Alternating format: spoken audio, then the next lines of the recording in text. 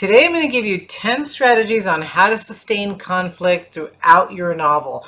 Most of us know that we need to have conflict, but the hard part is how to maintain it from the beginning of the story to the end. And that's what we're going to talk about today. You have a story to tell, but you don't know where to start. Let me show you how to free your story. I teach you how to write and how to dig deep in your soul to release your story and make a difference in the world. Welcome to the Julia Mata channel. If we're just meeting for the first time, I am a women's fiction author and come here on Fridays to offer you some writing advice that hopefully will be helpful to you. So today we're going to talk about conflict. So what we want most as writers is to have those readers keep turning the pages, right? And the way that we do that is by building tension and conflict in our story. So I'm going to give you 10 strategies on how to do that. The first one is to make sure that your conflict is layered, meaning that you want to have internal conflict and external conflict, and even maybe some subplots with conflicts. And you want to layer these into your story from the beginning until the end. So as you know, internal conflicts are things that the character is dealing with inside. So it could be any kind of emotional conflict, fears of all kinds, fears of abandonment, fears of or inability to trust, or afraid to trust. So there are different types of internal conflict depending on what your character is going to be dealing with. Then there are the external conflicts. So these are the conflicts that are going to affect your character's goals. So at the beginning of the story, you're going to say that your character's goal is whatever they want, whatever they desire. Then you're going to create conflict to make sure that the character does not get that very easily, right? If they need a new job, it's going to be difficult for them to get the new job. If they're trying to solve a murder, it's going to be difficult for them to do that. If they're trying to be alone and not be bothered by other people, but they're going to eventually fall in love with someone, then there's going to be situations where this character is not going to be able to avoid the other person, right? So these are the external conflicts within your story. Then lastly, you'll have subplots that are going to run beside your main story, and they can sometimes be dealing with the same issues that you're dealing in the main plot, or sometimes completely opposite, but you'll have conflicts within the subplots as well. The second strategy is to make sure that the stakes are super high for your character. So if your character does not achieve his goal, what is it that's going to happen to him? What are some things that are going to basically feel like his life is over, right? So that's what you want to do. The stakes need to be super high. So your character either gets his goal or what happens to him. I recently watched an older movie with Michael Douglas, Falling Down. I don't know if you remember it. It's about this guy who his one goal is to get home for his daughter's birthday. But first of all, he's very on edge to begin with, even at the beginning of the movie. And he's driving, his car breaks down. He's in super bad traffic. And again, he's trying to reach his daughter. He wants to get home for his daughter's birthday. So he abandons his car, he leaves, he goes through all the city of LA, and there's all kinds of things that happen to him, all these different conflicts that he finds along the way. There's gang members, there's a grocery store guy who doesn't want to change his dollar so he can call home and make change unless he buys something. So again, this character is very mentally unstable, and so he does all kinds of crazy things that ends up escalating the problem. So he first fights with the gang members, he tears apart that grocery store with a baseball bat, he does all these things. Eventually he ends up killing someone. So you can see that his goal is getting further and further and further away from him. So the stakes are actually getting higher each time that he commits one of these horrible things. Okay, so that's what you want to think about is, not actually, this character was not going to reach his goal, right? But you want your character most of the time to reach their goal. So most of the time you're still escalating it. You're still making it more and more complicated for this character to get there. And if he doesn't, what happens, right? So with this character, Michael Douglas's character, every time he did something he wasn't supposed to do, it was taking him further and further from his goal. And even worse, not only was he not going to get to his daughter for her birthday, but he was probably going to end up in jail. And if you haven't seen the movie, it's definitely worth seeing, so I'm not going to ruin the end of it. But right, each time that he he didn't do what he was supposed to do, or each time he committed some kind of crime, instead of getting his goal, he was actually getting further and further away from it, and so the stakes were getting higher. All right, the third strategy is to make sure that you show the consequences of the choices that your character is making. So going back to that movie, every time that he did something, so for example, when he took the baseball bat and destroyed that little liquor store, I think it was, Just standing up for my rights as a consumer. that was reported to the police, right? So his actions, right, the choice that he made, there were consequences for it. So now the police were getting involved. And every time, right, that he does something crazy, things he makes a choice and there's a consequence for that. Ending, of course, when he kills someone close to the end of the movie, there's going to be a huge consequence for that. He's going to end up in jail. He's going to end up in a fight with the police. Something bad is going to happen. We know that, right? So you want to make sure that you do that every time that your character makes a decision. There's a consequence. It could be a good consequence or it could be a bad consequence. Okay, the fourth tension creating strategy is to make sure that you have a few plot twists, something that the reader isn't expecting. So a great example of this was just a book that I read recently called My Lovely Wife by Samantha Downing.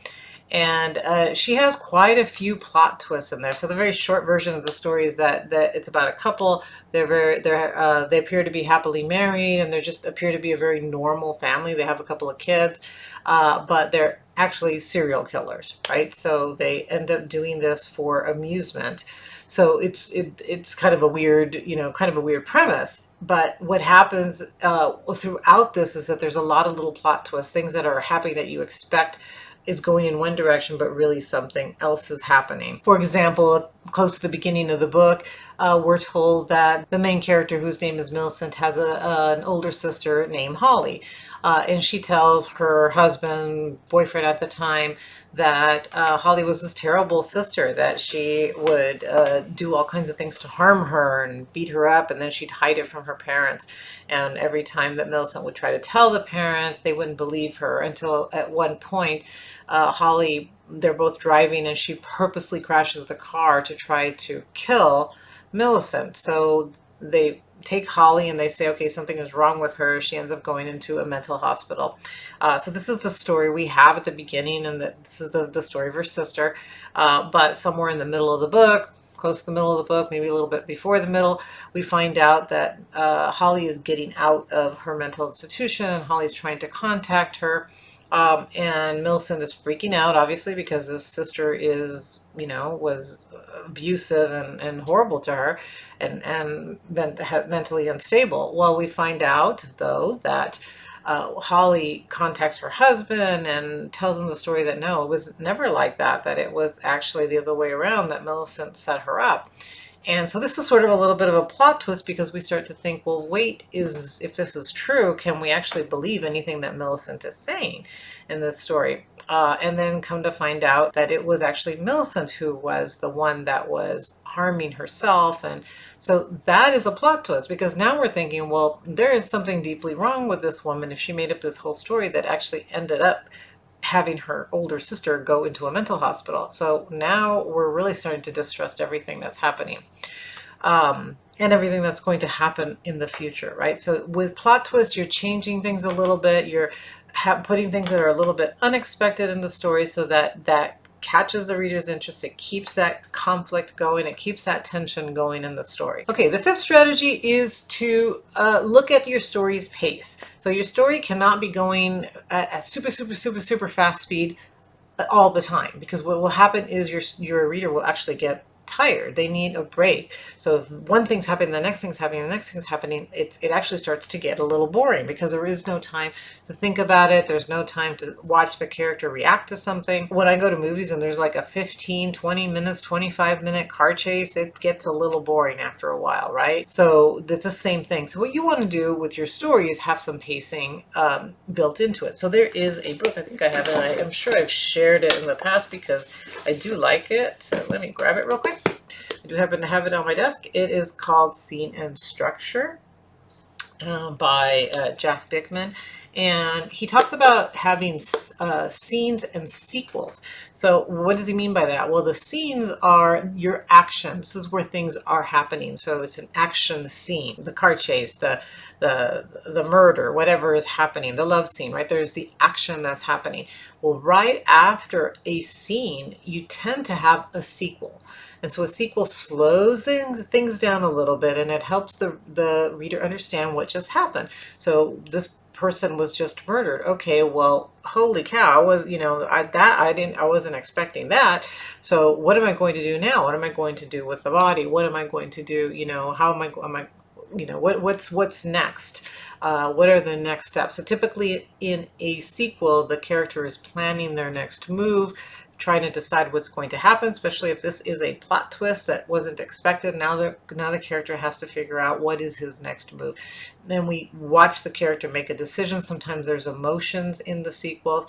And so it creates a really nice pacing. Sometimes you might have two scenes and then a sequel. So it's not always scene, sequel, scene, sequel, scene, sequel over and over again. Sometimes you'll have two or three scenes and then all of a sudden here comes the sequel where we're going to find out what the next move is. Okay, so pacing is super important to keep the tension going, but also slowing down the tension a little bit when we need to connect a little bit with the character. Okay, now for the sixth strategy.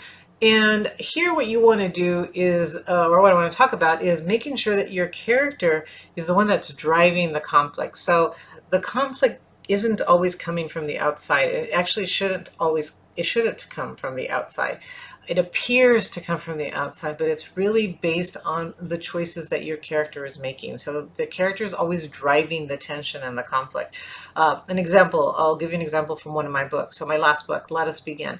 Let Us Begin, I had a character who was an immigrant who came to the United States, and he just wanted to be successful, have a good life, all of that. So he has many choices to make throughout the story. So when he first comes, he gets a job, he is offered opportunities to do well, and what's required of him at certain points is to be patient, to maybe learn new things, new skills, to maybe get a little bit more educated, to meet new people.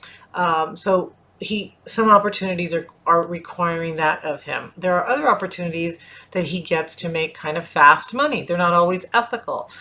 So he has choices, right? Am I more patient and I go down this route, or do I take the faster money, do something that may not be as ethical, or maybe, quick money, but I'm not learning anything. It's not leading me anywhere. Which one do I choose? Well, depending on what he's going to choose is where the conflict is going to come, right? If he chooses a path where he's doing something that's unethical, there's going to be a consequence for one of the previous points that I made, right? So the consequences are going to lead to conflict. If he makes the wrong choice, if he makes a better choice, he's still going to have consequences, and there could still be conflict, right? So sometimes we make a good choice. Maybe we don't take the easy route to make fast money, and we say we're going to go to college and get a degree. Well, there's pain there too, right? Because now we don't have money for something. So because we didn't take the quick money, maybe we lose our car, we lose our house, because now we don't have money coming in. We're looking in the long term we will, but right now we don't, right? So there's always going to be consequences, but it's based on the choices of the character. So make sure that your character is leading the conflict, because if it's coming from the outside, it's going to seem random and unbelievable. Okay, so always make sure that from the outside, the reader might think that it's coming from the outside, but you as the writer know that it's because of the choices that the character is making. All right, we're up to 7 now. So the next strategy is to make sure that the conflict is resolved slowly. So we don't want to introduce some conflict and all of a sudden it gets resolved quickly. So sometimes it'll take 1 chapter, sometimes it'll take 3 chapters, but we want to slowly resolve the problem so that the tension remains. So let's say a police officer finds a weapon in the car of a suspect, and then they arrest the suspect. And it takes maybe a chapter or 2 to determine that, oh, actually, no, this was not this wasn't the weapon that was used in the crime. And so they have to release this person and then go on and continue to look for a new suspect, right? So someone else. So we think we've got a problem, and then there's more tension because no, that the problem wasn't solved. So resolve your tension slowly so that it stays in there for a while. Those questions remain in the reader's mind for a little bit. Okay, strategy number 8 is to use your setting to create conflict. So depending on what type of story you're writing, if you're writing a fantasy story, you're writing, a thriller, your setting might be really good. That movie Falling Down had a perfect setting. It had Los Angeles, which is a crazy place to be, right? Downtown LA. So there was a lot of conflict that he ran into. That's why he ran into gang members. That's why he ran into problems. Some problems were just normal problems that people had, but some of them were just based on the setting, on the streets that were kind of crazy. And they were just feeding his already insane thoughts and feelings that he was having. So the setting contributed to his breakdown. So, any kind of whatever setting you're having, think about how you can use the setting to create more tension, to create more problems, to create roadblocks. In this movie, there's actually a roadblock where his car gets blocked and he can't move forward. He can't get to his destination. Later on in the movie, there's another part where they're fixing roads. He's trying to get somewhere and the road is it's literally blocked because they're working on fixing it, and he blows up a police car, because again, he gets crazier and crazier as the movie moves on. So think about that. How can I use my setting to build some tension? Okay, we're up to number 9. The next strategy is to think about the culmination, so the climax of your story. You're building up to the climax, and that climax should be both expected but also unexpected. So how do you do that? The novel has been building up to this point where we know that the character is going to have to make a decision, and depending on the decision that your character makes, it's going to determine his fate, right? Most of the time we know that the character isn't going to go back. He can't go back to the beginning of the story where the person that he was back then. So he has to move forward somehow. So a lot of times the way that we do expected but unexpected is that he does get his goal that he wanted, but it's not exactly the way that he wanted it. So he, wanted a promotion. Maybe he gets the promotion, but it could be good or bad, right? He gets the promotion, but now he has to move to another state, another country. Or he gets the promotion, but it comes with added responsibilities that he wasn't thinking about, or not the amount of money that he was expecting. Or he, doesn't get the promotion. He actually doesn't get his goal, but he ends up with a better goal. So he doesn't get what he wanted, which was the John Grisham movie with Tom Cruise. That was really good. I can't remember it now, the name of it. But he ends up at the very end, he's still a lawyer, but he doesn't get what he thought he wanted, to work for a giant firm with all kinds of benefits, and that he's going to go work for a smaller firm, but he's going to have the love of his life. He's going to have all these other great things that he really wanted but didn't know he wanted. He just thought he wanted the big, work for, become a really big important lawyer working for a big law firm. Okay, so he doesn't really get what he wanted, but he gets something even better. So think about that. How are you going to create tension there at the very end? Well, we don't really know the final decision that character is going to make, and what the consequences are going to be of that last decision. Make sure that you think about that final compelling climactic moment. Okay, and then finally 10, the last strategy. So the last strategy is to make sure that your ending is compelling and that it's rewarding for the reader. So they've gone through all this tension, and so if you already know exactly how it's going to wrap up, like I don't know if you've read books like the last chapter, it's like, okay, I already know how this is going to wrap up because he's already gotten what he wanted and I already know what's going to happen. Make it have some kind of, not a twist really, but just something at the end that makes it interesting. First of all, it's the end of the character's journey, so we want to see a change in the character. There should be one last little decision that the character makes that shows us that yes, he's changed. Okay, so he has become a new person. Show us that change, because that is very rewarding to the reader, that they've read this whole story and now they see that it was worth it, right? That it was worth it for the character to go through all this, because now he's a different, better person than he was at the beginning. So for the last, you want to wrap up all that tension to make it worthwhile for the reader. Okay, so again, I went through this pretty quickly. because again, it's 10 really big things.